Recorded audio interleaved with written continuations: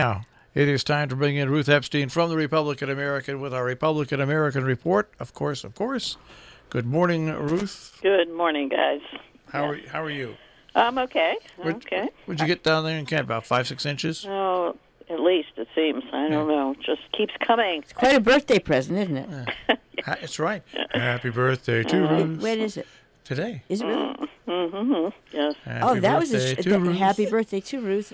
Happy birthday. Hey, Ruth, you know how lucky Ruth. you are to have it today and not tomorrow? Happy birthday to Ruth. Oh, thank you. Why is that, Jill? I will not even begin to go into the reasons Okay. because you're. But that being said, But she will. no. All I'm going to True say is politician. good. I am going to say good job. Okay. Well, I owe it all to my parents. Now, the question I have for you, and Jill had it for me, and I answered for Jill. I think when Region 1 schools are closed, that would stop the meeting, right? Well, it's interesting you asked that because I believe so. There was an issue at one point where the schools were closed and there was a meeting, and the superintendent said, yes, if school is closed, we do not hold meetings. So I assume that holds true for tonight. I assume we're going to be consistent on that. Well, if that's the case, it's a good thing because, listen to this, and this is some of Salisbury Board of Selectmen, of course, at 5. Mm-hmm. There's the Heart Saver CPR class at Falls Village Emergency Center tonight at 6. Mm-hmm. Now, Millerton has a monthly workshop. We won't worry about that. But you did have the Region 1 meeting. Uh-huh. Town of Salisbury Conservation Inland Wetlands Commission at 6:30. Mm-hmm. And it said it would have been the Housatonic Board of Selectmen meeting in North Canaan. Right. And That's my favorite night.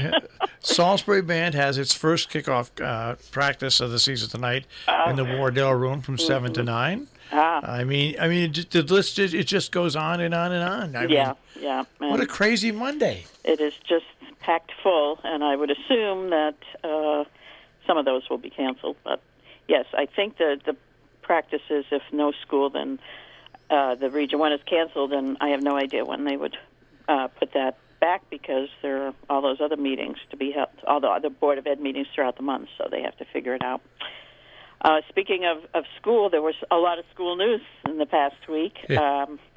Over in Sharon, the teachers won a grievance. They had this was over parent-teacher conference schedules. They were told last fall that they had to remain in school even after conferences if they didn't have any at the end of their schedule, and the teachers grieved it, said it was not part of the contract.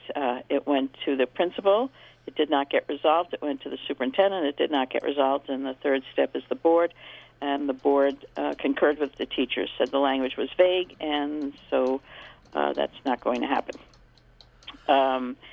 Also, over in Salisbury, Jennifer Law, who had taught at the school for 28 years, I think she said, and then became principal over at Kellogg, asked for back severance pay, and we don't know the reasoning. That was denied, but the board went into a non-meeting. The attorney came out and just said it was denied. She realized she was over the deadline date, but thought maybe she could get it, and it was denied. You know, one other time there was a teacher in the region that had that, but they let it slide. Right. Yes, I remember. We were just talking about that too. Yes. So, and the talk about regionalizing middle school sports continues. That's been an issue of late. With declining enrollment, some of the schools are having a hard time fielding teams, and so they've come up with a proposal to have regionalized teams that would encompass kids from all the 6 elementary schools, and they would go out and play outside the region, other schools. A lot of kinks to be worked out. ABC committee held a meeting this past week and discussed it, and it's going to cost money. It's going to cost these schools more money. Some of the schools up to more than $40,000 a year. But you know what? It adds that experience, and it keeps that experience. Children and students, especially, sometimes they need that little extra incentive to do well in school and to get integrated in school. And I think that it's not a bad idea, and I'd much rather spend $40,000 more on that than a consultant. Mm-hmm.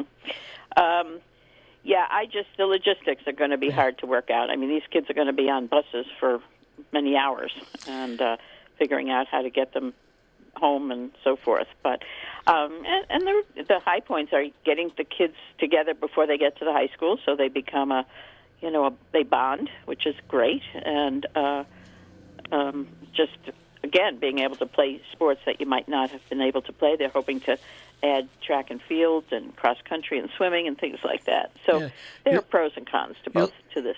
Just look at the Hoosier hockey team. It was Housatonic, Torrington. There was 5 schools that got together to make that hockey team, and the hockey team ended up winning a championship.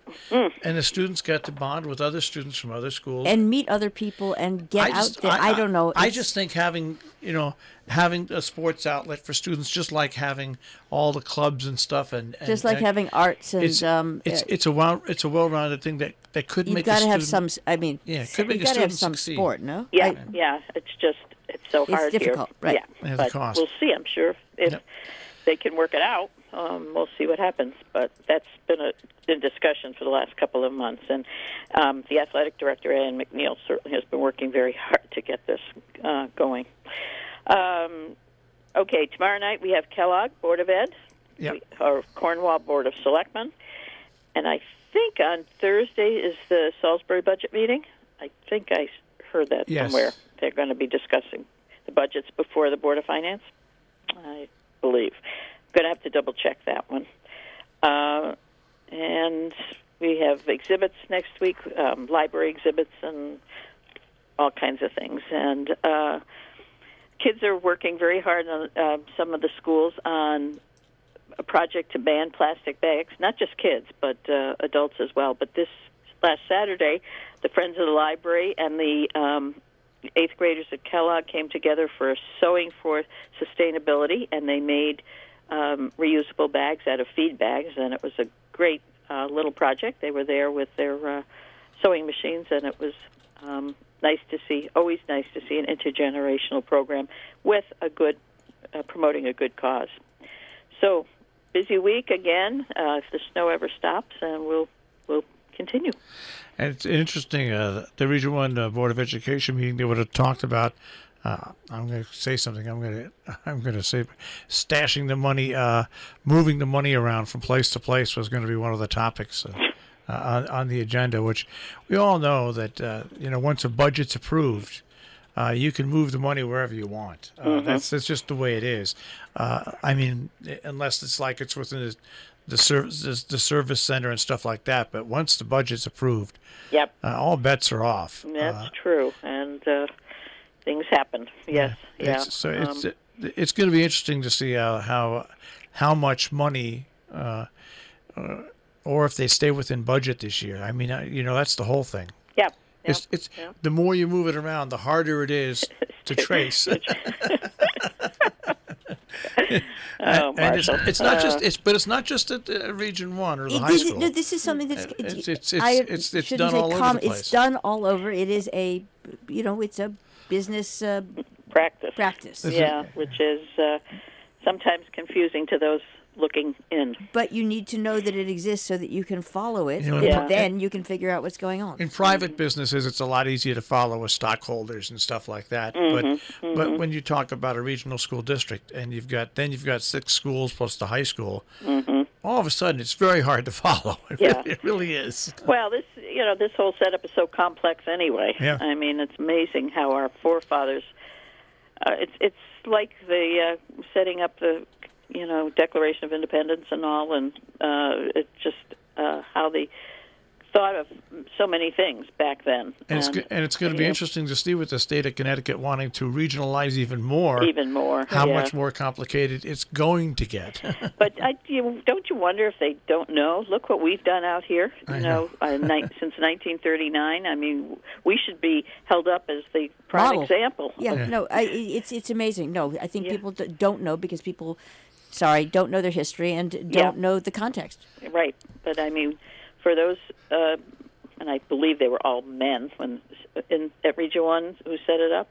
I might be wrong, but it was just the foresight they had was incredible to figure it out. And we have not suffered the problems of other districts that regionalized, all the way up and through the high school, but having our own individual schools, it's just been amazing. So, all right. Well, anyway, Ruth, I want you to get onto your snow bike. Okay. Oh, spring can't come fast enough. Oh, you got that right. And we get more daylight come next weekend, so that helps. Right, we get more daylight so we can see the snow better. Well, just imagine, once you're past today's the worst day of the week.